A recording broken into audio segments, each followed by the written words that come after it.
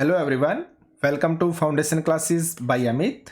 आज की क्लास को स्टार्ट करने से पहले मैं आपको ऑलरेडी बता देता हूं कि इस क्लास को आप बिल्कुल भी स्किप मत कीजिएगा। अगर आप चंडीगढ़ पीआरटी एग्जाम की तैयारी कर रहे हैं ना, तो मैं आपको काफ़ी ऐसी चीज़ें दिखाने वाला हूं, ऐसी चीज़ें बताने वाला हूं कि आपकी तैयारी करने की जो भी समस्याएं हैं ना, सब सोल्व हो जाएंगी। हर सब्जेक्ट की समस्या आज आपकी सोल्व हो जाएगी। ठीक है, तो इस वीडियो को आप बिल्कुल भी स्किप मत कीजिएगा। और अगर आपको किसी भी तरह का कुछ भी पूछना है ना, तो आप इस कॉन्टैक्ट नंबर पे व्हाट्सअप करना इस वीडियो को देखने के बाद। और जैसा आप फील करते हैं, जैसा आप सोचते हैं, प्लीज़ आप कमेंट करके भी बताना। ठीक है, तो चलिए फिर स्टार्ट करते हैं। देखिए, आप लोगों के लगभग 50 प्लस मेरे पास मैसेज और कॉल आ चुके हैं। और सबसे ज्यादा जो क्वेश्चन पूछा जा रहा है ना, वो दो क्वेश्चन पूछे जा रहे हैं आपके। कौन कौन से? सर, क्या जो आप करवा रहे हैं वो सफिशिएंट है या इसके अलावा भी हमें कुछ करने की जरूरत है?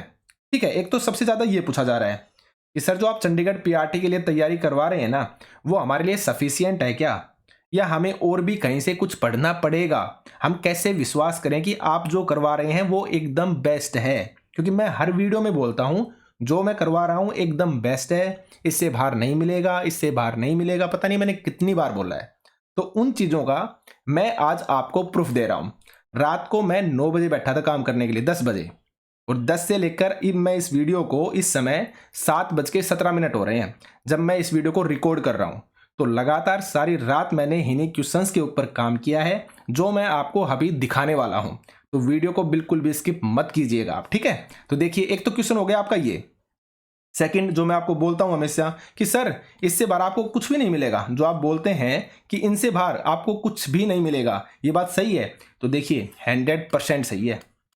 और अब मैं आपको प्रूफ दिखाऊंगा। ठीक है, जो मैं आपको मैटर प्रोवाइड करवा रहा हूं, इससे बेस्ट कंटेंट आपको नहीं मिलेगा। ठीक है, तो चलिए स्टार्ट करते हैं। अब हम देखिए, अब जो मैं आपको प्रीवियस ईयर जो पेपर करवाऊंगा ना, और जो मैं आपको दिखाने वाला हूं कि कहां से आपका पेपर बनता है और किस टाइप के क्वेश्चन आते हैं, तो ये पेपर होगा आपका 27 जनवरी 2019 का। क्योंकि जो आपका दिसंबर 2022 के अंदर जो पेपर हुआ था ना, वो मैं करवा चुका हूं ऑलरेडी। ये उसका थंबनेल है, आप प्लेलिस्ट में जाएंगे तो आपको मिल जाएगा, इसको देख लेना आप।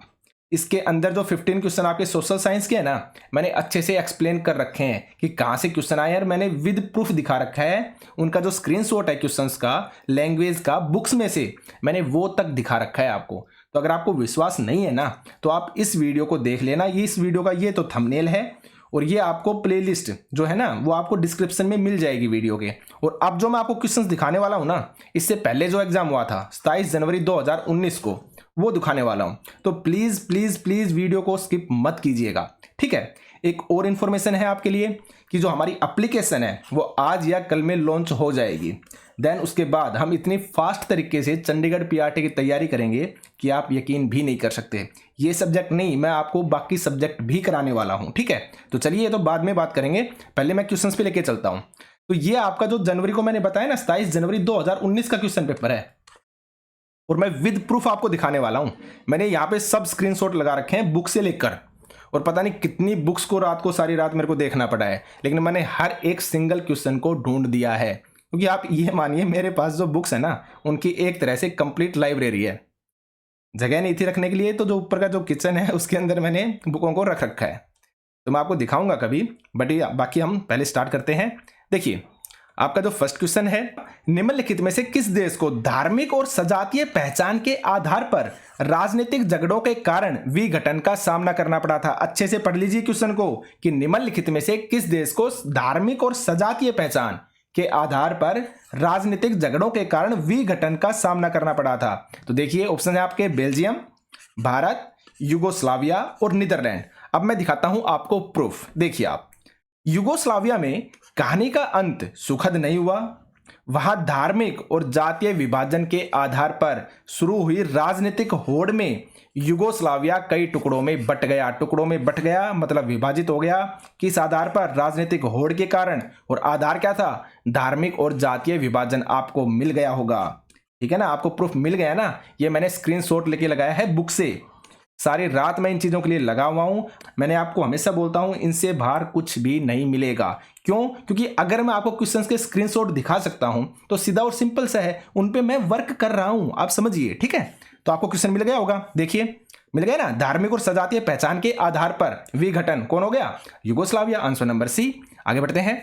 नेक्स्ट क्वेश्चन है आपका 1922 में किसने यह वक्तव्य दिया, यानी कि किसने बोला कि बोलने की आजादी, प्रेस की आजादी, संगठन की आजादी क्या है, यानी कि ये बात किसने बोली थी, किसने बोला था कि बोलने की आजादी है, प्रेस की आजादी है और संगठन यानी कि ऑर्गेनाइजेशन बनाने की भी हमें आजादी है। इसका आंसर होगा answer number A, Mahatma Gandhi ने। और अब मैं आपको प्रूफ दिखाता हूं। गांधी जी ने 1922 में कहा था, एज इट इज है, गांधी जी ने 1922 में कहा था वाणी की स्वतंत्रता, प्रेस की आजादी और सामूहिकता यानी कि ऑर्गेनाइजेशन की आजादी। ठीक है, आपको दिख गया होगा, तो ये है आपका प्रूफ, आपको एज इट इज दिखा रहा हूं मैं। तो सेकंड का आंसर क्या हो जाएगा आपका, answer number A, Mahatma Gandhi. आगे बढ़ते हैं।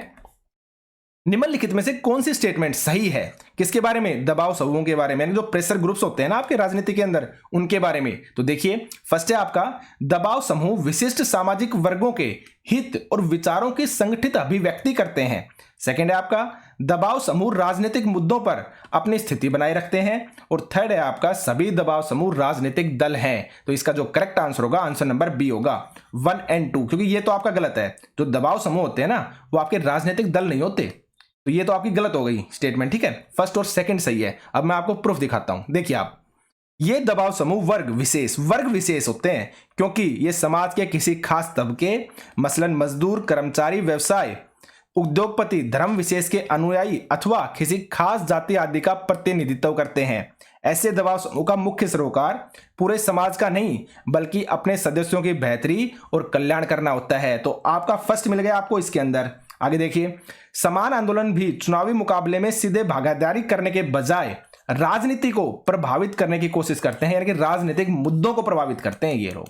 इसको राजनीतिक मुद्दों को प्रभावित करते हैं। तो आपके दोनों आंसर आपको मिल चुके हैं कि किसी विशेष सामाजिक वर्ग हितों के लिए, यहां पर बताया ना हमने ऊपर कि किसी विशेष सामाजिक हितों के लिए, किसी खास तबके के लिए, किसी विशेष वर्ग के लिए। तो आपके दोनों मैंने आपको यहां पे दिखा दिए हैं विद प्रूफ। आगे चलते हैं, वीडियो में एंड तक बने रहना, एक एक सिंगल क्वेश्चन मैं दिखा रहा हूं आपको। अब जैसे हमने कृषि का टॉपिक पढ़ लिया, तो वहां से क्वेश्चन लिया गया ये कि निम्नलिखित में से रबी की फसल कौन सी है। तो अब आपको अच्छे से पता होना चाहिए, हम करवा चुके हैं कौन कौन सी आपकी, गेहूं, जौ, मटर, चना, सरसों, कुछ क्या है मुख्य रबी की फसलें हैं। और ये चीजें मैं आपको करवा भी चुका हूं। तो रबी की फसल कौन सी होगी, आपकी चना हो गई, सीधा और सिंपल सा है। कर चुके हैं इस चैप्टर को हम, आपको नोट्स के अंदर मिलेगा, जाकर देखिए आप। आगे बढ़ते हैं। नेक्स्ट है आपका, निम्नलिखित में से कौन सा उद्योग बॉक्साइट को कच्ची सामग्री के रूप में लाता है, यानी कि बॉक्साइट का कच्ची सामग्री के रूप में प्रयोग किस उद्योग के अंदर होता है। आपका करेक्ट आंसर होगा आंसर नंबर फर्स्ट, यानी कि एल्यूमिनियम। अब आप प्रूफ को देखिए आप, प्रगलन यानी कि स्मेल्टर्स में बॉक्साइट का कच्चे पदार्थ के रूप में प्रयोग किया जाता है। एल्यूमिनियम निर्माण प्रक्रिया दर्शाता है, यानी कि जो क्या दर्शाता है, एल्यूमिनियम निर्माण की प्रक्रिया को दर्शाता है। यानी कि एल्यूमिनियम जब उद्योग होता है ना, उसका निर्माण किया जाता है, जब यूज किया जाता है किसका, बॉक्साइट का कच्चे पदार्थ के रूप में। और यहां तक आप ये भी देखिए किस अनुपात में करते हैं कि 4 से 6 टन तो आप बॉक्साइट लेंगे, 2 टन आप एल्यूमिना लेंगे और 1 टन आप एल्यूमिनियम लेंगे। तो एल्यूमिनियम के निर्माण के अंदर हम यूज करते हैं किसका, बॉक्साइट का। मैंने आपको प्रूफ दिखा दिया है। तो करेक्ट आंसर क्या होगा आपका, आंसर नंबर फर्स्ट। आगे चलते हैं, निम्नलिखित में से कौन से 2 चरम स्थान पूर्व पश्चिम कॉरिडोर से जोड़े गए हैं। हमने जल संसाधन पढ़ा था, मैं आपको करवा चुका हूं। जल संसाधन के अंदर मैंने एज इट इज क्वेश्चन लिखवाया था, ये आप नोट्स को खोल के देखिए, वहां पे आपको मिलेगा। तो जो चैप्टर मैं करवा चुका हूं ना, उनसे क्वेश्चन आपको एज इट इज दिख रहे हैं। जो मैंने नहीं करवाए हैं उनके मैं आपको प्रूफ दिखा रहा हूं कि यहां से ऐसे ऐसे क्वेश्चन उठे हैं और मैं सब कुछ करवाऊंगा। अब हम ऐप के ऊपर काम करेंगे और इतनी बेस्ट तरीके से करेंगे कि आपको जल्दी से जल्दी सिलेबस भी कवर होगा और हम कोशिश करेंगे कि आपके जो बाकी सब्जेक्ट है ना उनको भी कवर कर सकें। तो आप सिर्फ और सिर्फ देखते रहिए वीडियो को, अभी आगे और भी प्रूफ है, हर एक सिंगल क्वेश्चन का प्रूफ लेके आ रहा हूं मैं। ठीक है, आगे चलते हैं। अब देखिए, स्वर्णिम चतुर्भुज ये मैं आपको करवा चुका हूं और वहां पर मैंने लिखाया था ये कि इस परियोजना के तहत 2 गलियारे प्रस्तावित हैं। कौन से, प्रथम उत्तर दक्षिण गलियारा जो श्रीनगर को कन्याकुमारी से जोड़ता है, और द्वितीय पूर्व पश्चिम गलियारा जो सिलचर कहां पे है, आपका असम में, तथा पोरबंदर यानी कि गुजरात को जोड़ता है। और यही क्वेश्चन में पूछा था कि पूर्व पश्चिम जो कॉरिडोर है उसमें कौन जुड़े हैं, आपका सिलचर और पोरबंदर, यानी कि आंसर नंबर क्या हो जाएगा आपका सी। ठीक है, सिलचर और पोरबंदर, सिलचर कहां है आपका असम में और पोरबंदर कहां है आपका गुजरात में। मैंने आपको प्रूफ दिखा दिया है। आगे बढ़ते हैं, निम्नलिखित में से कौन सी बंदरगाह पूर्वी तट पर स्थित है और अत्यंत गहरी एवं अच्छी जमीन से संरक्षित बंदरगाह है। अब आप प्रूफ को देखिए, करेक्ट आंसर होगा आंसर नंबर डी, क्योंकि डी विशाखापट्टनम कहां पे है, आपका पूर्व के अंदर है। आगे देखिए, इधर देखिए आप, विशाखापट्टनम स्थल से घिरा गहरा व सुरक्षित पतन है। कैसा है, सुरक्षित यानी कि संरक्षित पवन है, और घिरा है और गहरा है, और यही चीज क्वेश्चन के अंदर है कि अत्यंत गहरी और अच्छी तरह से जमीन से संरक्षित यानी कि घिरी हुई, और यही क्वेश्चन के अंदर है, और यही मैंने आपको प्रूफ दिखा दिया है। तो करेक्ट आंसर क्या होगा आपका, आंसर नंबर डी, क्योंकि ये आपकी पूर्व के अंदर है। आप देख सकते हैं प्रूफ को, और ये चैप्टर मैं आपका करवा चुका हूं, तो वहां पे मैंने लिखवा भी रखा है। आप जाके अपने नोट्स को ओपन करके देखिए।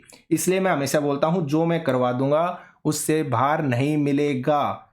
याद रखिए, आपको सिर्फ इतना ही करना है, बार बार चीजों को रिवाइज करना है, सिर्फ इतना ही करना है, बार बार चीजों को रिवाइज करना है। हम साइंस को करेंगे, इसके बाद जो हमारी सोशल साइंस है वो भी हमारी खत्म होगी, इंग्लिश को बेस्ट तरीके से करेंगे, बाकी जो सब्जेक्ट हैं उनको भी हम करेंगे। याद रखिए। आप आगे बढ़ते हैं। नेक्स्ट है आपका प्राकृतिक प्रक्रिया द्वारा वस्तु उत्पादन खालिस्तान क्षेत्र की क्रिया है, यानी कि production of commodity mostly through natural process is an activity in Khalistan sector. देखिए आप, तो यानी कि प्राथमिक में है, माध्यमिक में है, तृतीयक में है, या फिर सूचना प्रौद्योगिकी में है। आप प्रूफ देखिए डायरेक्ट। देखिए आप, जब हम प्राकृतिक संसाधनों का उपयोग करके किसी वस्तु का उत्पादन करते हैं ना, तो वह हमारा प्राथमिक क्षेत्र कहलाता है। लिखा है ना आपको, प्राकृतिक संसाधनों का उपयोग करके वस्तु का उत्पादन, ये यहां पे था, किसका, प्राकृतिक प्रक्रिया, यानी कि प्राकृतिक संसाधनों द्वारा वस्तु का उत्पादन किस क्षेत्र में, आपके प्राथमिक क्षेत्र में, जिसमें आपकी क्या आती है, कृषि आती है, नेचुरल प्रोसेस होती है जिसके अंदर। प्रूफ आपको मिल गया ना। आगे बढ़िए।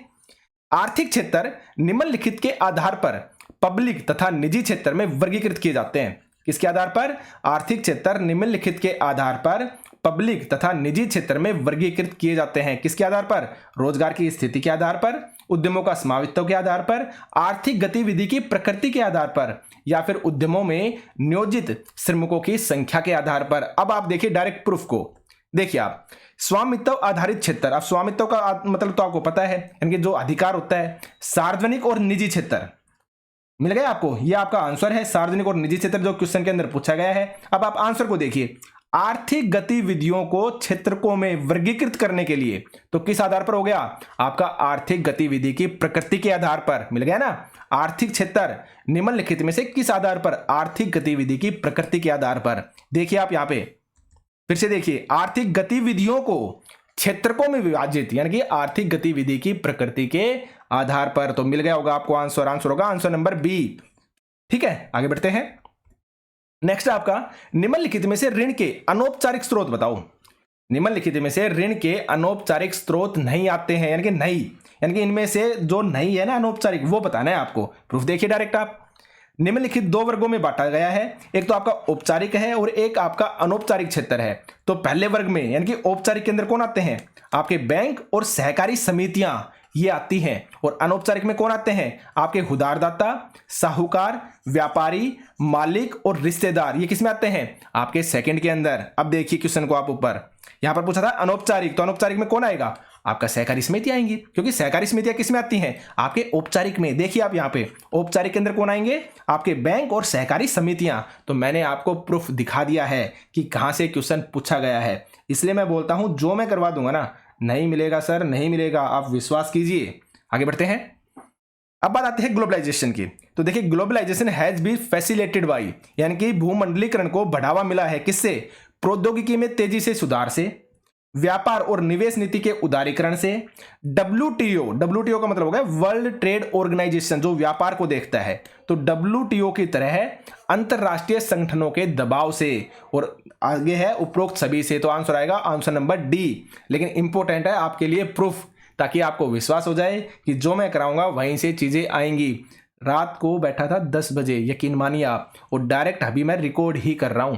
तो आप समझ सकते हैं कितना हार्ड वर्क करना पड़ता है एक वीडियो को रेडी करने के लिए। देखिए आप, वैश्वीकरण को अनेक कारकों ने सुगमता प्रदान की है। इनमें से 3 कारकों पर बल दिया जाता है, स्पेशली बोल दिया 3 कारक, और यही है कौन कौन से, प्रौद्योगिकी में तीव्र उन्नति, देखिए ऑप्शन, प्रौद्योगिकी में तेजी से सुधार यानी कि उन्नति। आगे देखिए, व्यापार और निवेश नीतियों का उदारीकरण, ऑप्शन देखिए, व्यापार और निवेश नीति के उदारीकरण से। मिल गया।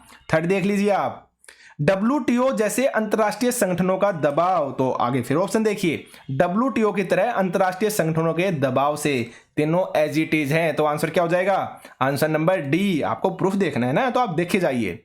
आगे बढ़ते हैं। सत्याग्रह से क्या अभिप्राय है? शारीरिक बल का प्रयोग, आत्मिक बल, विरोधी के प्रति आघात और शत्रु का विनाश चाहना, ये है आपके, ठीक है, 4 ऑप्शन। अब पहले आप प्रूफ को ही देखिए। चलिए, शारीरिक सत्याग्रह शारीरिक बल नहीं है, तो यानी कि आपका ऑप्शन नंबर 1 तो गलत हो गया, ये तो हो नहीं सकता। आगे बढ़िए। सत्याग्रही अपने शत्रु को कष्ट नहीं पहुंचाता है, वह अपने शत्रु का विनाश नहीं चाहता है, तो आपका कौन सा गलत हो गया? तो एक और ऑप्शन था ना, शत्रु का विनाश चाहना, ये भी गलत हो गया, और विरुद्धों के प्रति आघात, ये भी आपका गलत हो गया। करेक्ट आंसर क्या होगा? Answer number C. मैं दिखाता हूं आपको लिखा हुआ।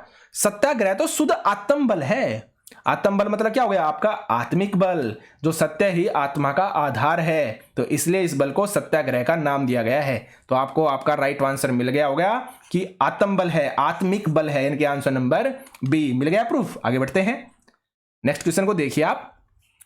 निम्नलिखित में से संयमन आंदोलन यानी कि टेम्परेस मूवमेंट, पता नहीं कितनी बार मेरे को इस क्वेश्चन को ढूंढने के अंदर सिर्फ और सिर्फ शायद 45 से 50 मिनट लगे थे इस सिंगल क्वेश्चन को ढूंढने में। जो आपका ये 14 नंबर क्वेश्चन है, इस सिंगल क्वेश्चन को ढूंढने में मुझे 40 से 45 मिनट लग गए थे।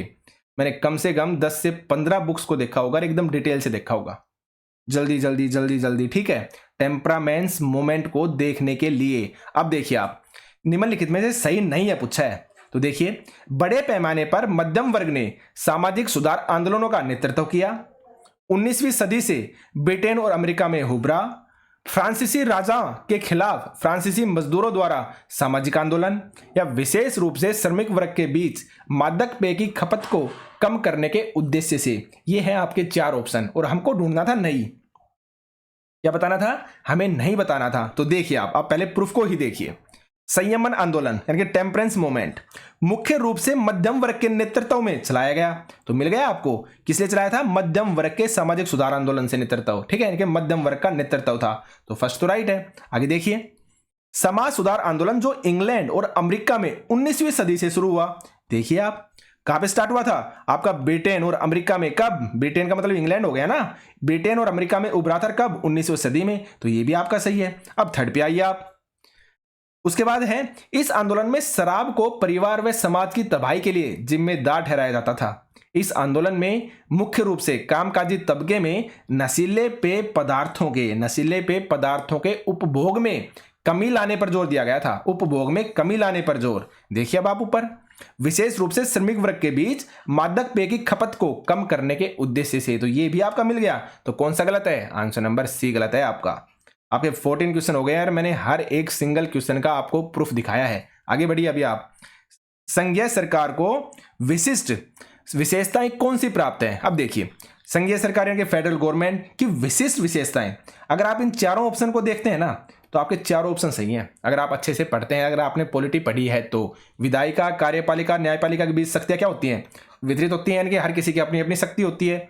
सरकारी शक्ति सरकार के विभिन्न सत्रों के बीच विभाजित होती है, ये भी आपका सही है, ऐसा ही तो होता है ना। लेकिन हमसे पूछिए विशिष्ट, डिस्टिंग्विश फीचर यानी कि सबसे बेस्ट यानी कि विशिष्ट, तो आप विशिष्ट का प्रूफ देखिए आप। सरकार के बीच भी विभिन्न सत्रों पर सत्ता का बंटवारा हो सकता है, हाँ किया जाता है। जैसे पूरे देश के लिए एक सामान्य सरकार हो और फिर प्रांत या क्षेत्रीय स्तर पर अलग अलग सरकार रहे, ये भी आपका सही है। पूरे देश के लिए बनने वाली ऐसी सामान्य सरकार को अक्सर संघ या केंद्र सरकार कहते हैं। प्रांतीय या क्षेत्रीय स्तर की सरकारों को हर अलग अलग जगह पर अलग अलग नामों से पुकारा जाता है। जैसे भारत में क्या कहते हैं?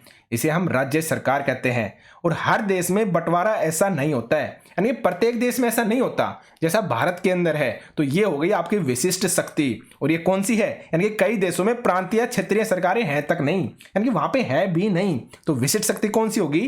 कि राष्ट्रीय सरकार प्रांतीय सरकार को कुछ शक्तियां प्रदान करती है, यानी कि दोनों एग्जिस्ट करती हैं। आपकी राष्ट्रीय सरकार भी एग्जिस्ट करती है भारत में, और आपकी जो राज्य सरकार है, प्रांतीय सरकार है, वो भी आपकी एग्जिस्ट करती हैं। तो ये होगी आपकी विशिष्ट शक्ति।